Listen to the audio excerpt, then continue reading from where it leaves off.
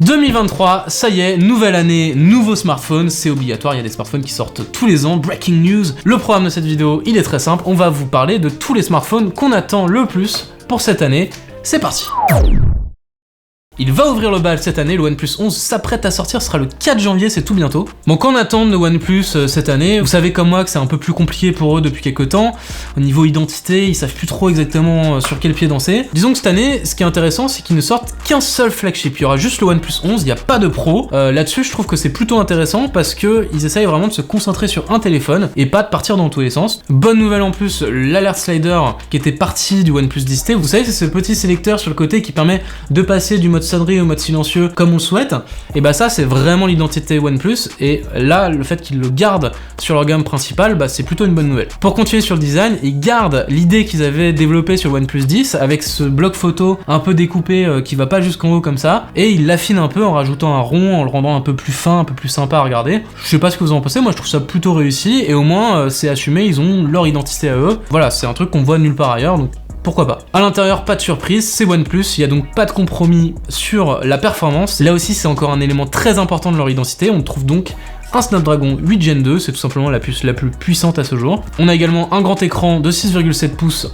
AMOLED, QHD. Là-dessus c'est pareil, pas de compromis. Et à l'arrière, petite nouveauté, on trouve un capteur 1 pouce de 50 mégapixels, ce qui devrait permettre de capter plus de lumière. Marque chinoise oblige, on trouve de la charge rapide en 100 watts pour alimenter une batterie de 5000 mAh. Donc comme vous pouvez le voir, c'est une fiche technique très classique. Là où OnePlus va devoir se démarquer, c'est sur le prix. On les attend beaucoup là-dessus. Avant, on parlait de flagship killer, c'est carrément eux qui ont inventé l'expression, donc on espère qu'ils vont revenir un peu là-dessus. À voir.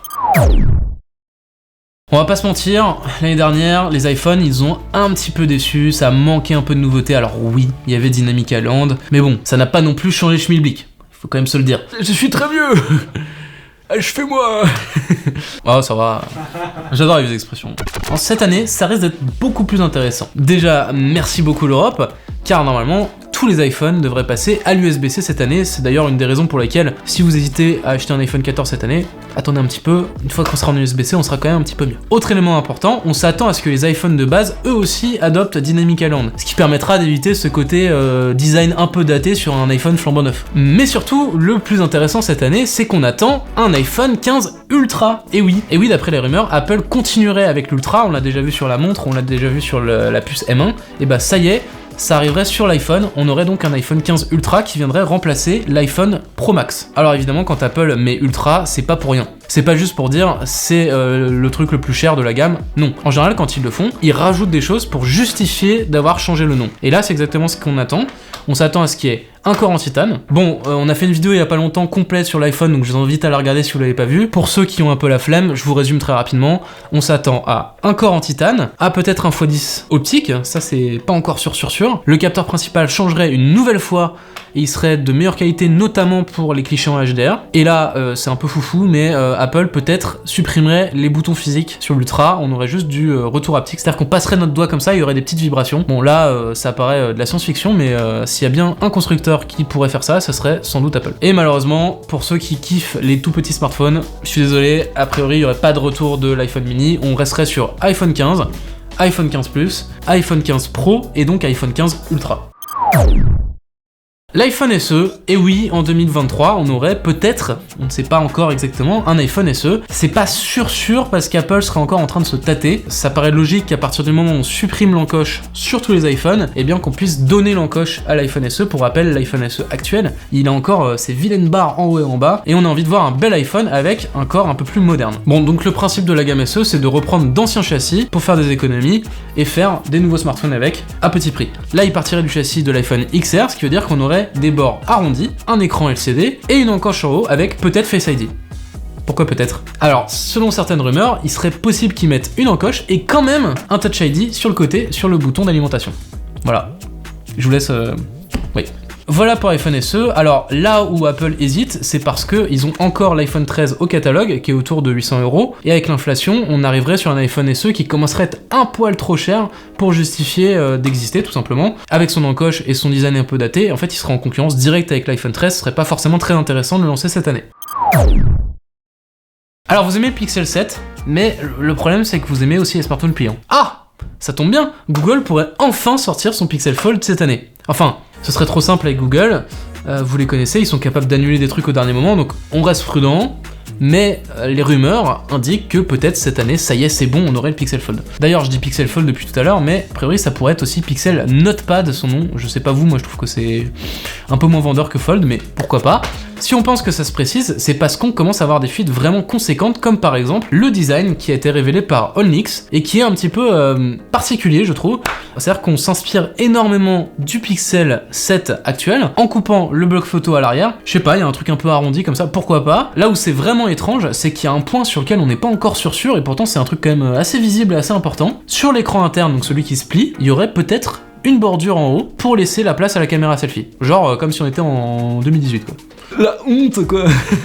Ou alors un poinçon comme ça se fait traditionnellement, mais ça, c'est pas encore sûr. En termes de format, ça a l'air de plus ressembler à un Oppo Find N2 qu'au Galaxy Z Fold 4. Et ça, c'est plutôt intéressant parce que jusqu'ici, c'est quelque chose qu'on avait vu que chez Oppo. Pour ceux qui n'ont pas suivi, c'est un format un peu plus carré, un peu plus compact, un peu plus facile à utiliser à une main. Nous, on est plutôt clients chez Frandroid, donc pourquoi pas. Une chose est certaine, Google mise de plus en plus sur les pliants. Ils ont même développé une version d'Android exprès qui s'appelle Android 12L. Donc on sait que Google a envie de sortir un pliant. Maintenant, on sait qu'ils sont capables d'annuler à tout moment des projets dans lesquels ils ont mis énormément d'argent, donc restons prudents.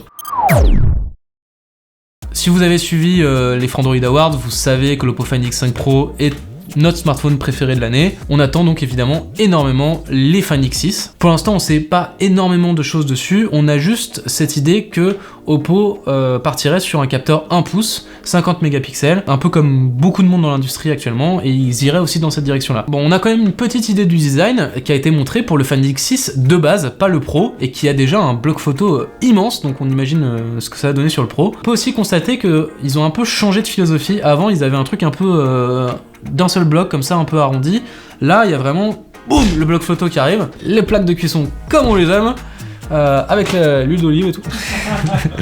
Je sais pas ce que vous en pensez, moi je suis un petit peu déçu si c'est vraiment ce qu'ils vont faire. J'aurais préféré qu'ils continuent dans leur voie qui me semblait être la bonne, mais bon, on attendra de voir, peut-être que c'est juste une rumeur, espérons. Un dernier petit truc sur les Find X6, Oppo est en train de vraiment accentuer le côté écosystème, et là ils vont mettre une puce dédiée pour le son qui s'appelle la MySilicon Y. Ça a l'air un peu compliqué comme ça, mais dans l'idée, retenez qu'en fait ils vont essayer vraiment de faire que leurs écouteurs et leurs smartphones fonctionnent mieux ensemble et qu'ils ont un meilleur son. Bon, nous on n'est pas méga fan du côté écosystème, on préfère que ça reste ouvert, mais en tout cas c'est la direction que semble prendre Oppo.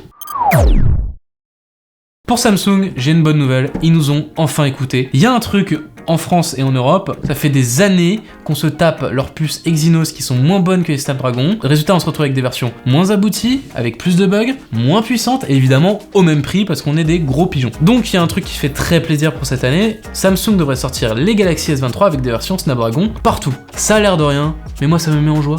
Alors là...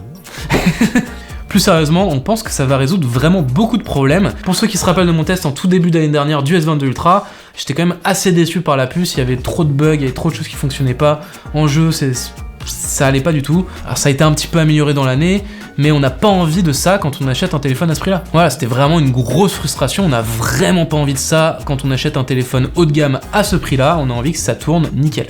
Pour le reste, je vais pas vous bassiner beaucoup plus longtemps avec le S23, on a fait une vidéo très complète, je vous invite à la regarder si vous ne l'avez pas vue et si ça vous intéresse. Encore une fois, pour ceux qui ont la flemme, on pense à vous, je vais vous résumer très rapidement. Du côté des S23 et S23 Plus, la nouveauté majeure, ce serait la disparition du bloc photo. On aurait chaque petit appareil photo comme ça, séparés les uns des autres, et on aurait également un peu plus de batterie. Donc ça, c'est toujours bon à prendre, surtout sur des téléphones qui, vous le savez si vous avez un Samsung, ont parfois des petits soucis avec l'autonomie. Le S23 Ultra, pour sa part, il ressemble énormément au S22 Ultra. Il aurait juste un capteur de 200 mégapixels pour avoir un peu plus de piqué. Donc pour les Samsung, je sais pas ce que vous en pensez, mais moi je trouve que ça sent bon, ça sent quand même le bon cru cette année. On va enfin avoir une version vraiment aboutie du haut de gamme de Samsung et ça fait très plaisir.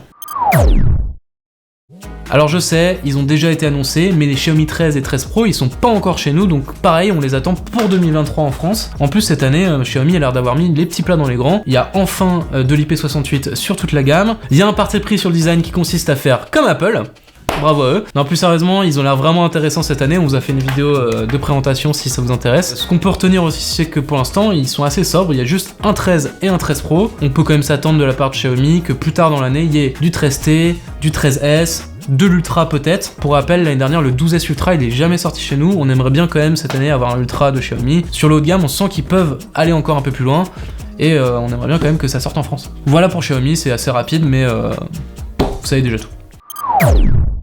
Bon, on avait quand même envie de faire une petite catégorie où on vous parle de plein de petits produits qui nous ont plu cette année et dont on attend les suites. Alors c'est parti. Du côté de Xiaomi, on attend évidemment la gamme Redmi Note 12, elle a déjà été annoncée. C'est comme d'habitude, c'est du Redmi Note, c'est-à-dire que c'est très bien spéqué pour son prix. Il y a plein de choses très intéressantes dans la gamme, on a très hâte de les tester. C'est vraiment en entrée de gamme, c'est des recommandations très faciles, c'est du très bon rapport qualité-prix. Quand on parle de bon rapport qualité-prix, je pense aussi à Realme, qui s'est pas mal illustré en 2022 et en 2021, donc en 2023 on attend qu'ils continuent dans leur bonne lancée. Il y a à la fois la gamme GT qui est pas mal, qui a souvent pas mal de puissance, de la charge rapide et qui fait des bons téléphones. Là où on nous attend le plus, c'est aussi sur l'entrée de gamme où on attend encore leurs Realme 10 qui ont été annoncés en novembre et qui vont prendre un petit peu de temps avant d'arriver jusqu'à chez nous, mais également peut-être des Realme 11 derrière. En général c'est des téléphones qui sont très intéressants aussi à tester et à présenter. Une autre marque dont on parle généralement beaucoup plus du côté des PC, c'est Asus.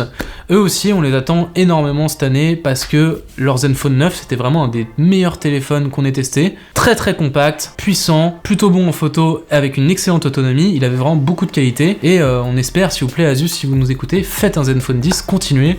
C'est vraiment des super téléphones. Un autre truc qui nous a beaucoup marqué cette année, c'est la qualité du milieu de gamme qu'on a eu. Vraiment, sous 500 €, on arrivait à avoir des très bons téléphones. On a eu le Phone One, on a eu le Galaxy A53 de Samsung et le Google Pixel 6a. Donc évidemment, on attend les héritiers de ces téléphones, le A54, le Pixel 7a et le Phone 2. Non, on me dit dans l'oreillette que Nothing ne prévoit pas de sortir de Phone 2 cette année. En tout cas, c'est ce qu'ils ont dit. Ils ont dit qu'ils voulaient se concentrer sur la partie logicielle et qu'ils voulaient pas brûler les étapes. Donc n'attendez pas de Phone 2 cette année. Par contre, pour le A54 et le 7a, ça va probablement être encore des téléphones qui vont être très faciles à recommander, sauf s'ils se foirent complètement. Donc vraiment, gardez-les à l'œil. On ne pourrait évidemment pas terminer cette vidéo sur 2023 sans vous parler des pliants. Beaucoup de gens s'accordent pour dire que 2023 va être enfin l'année où on va voir le pliant se diversifier. Ça va sortir un petit peu du tout Samsung et on va commencer à voir d'autres marques. D'ailleurs, il y a déjà des marques qui l'ont annoncé. On a Honor qui va sortir son Magic VS en France, on a Oppo qui va sortir son Find N2 Flip, je sais c'est compliqué à dire mais c'est un smartphone pliant façon Galaxy Z Flip, ça aussi ça sort en France, donc ça c'est déjà des très bonnes nouvelles. On espère évidemment que Xiaomi suivra avec ses Mix Fold, que Vivo suivra avec son X Fold également, bref on espère qu'il va enfin y avoir de la concurrence pour faire baisser les prix et a priori ça y est, ça commence vraiment à sentir très bon de ce côté là. Voilà, j'espère que cette vidéo sur les perspectives pour 2023 vous aura plu. On a essayé de faire le plus complet possible et que ce soit intéressant, donc n'hésitez pas à nous dire ce que vous en avez pensé en commentaire. Suivez-nous sur tous nos réseaux sociaux, vous pouvez nous retrouver sur Twitch, Twitter, Facebook, enfin bref, celui que vous préférez. Tout est dans la description. Moi je vous dis à très bientôt sur Frandroid, des bisous et bonne année bien sûr.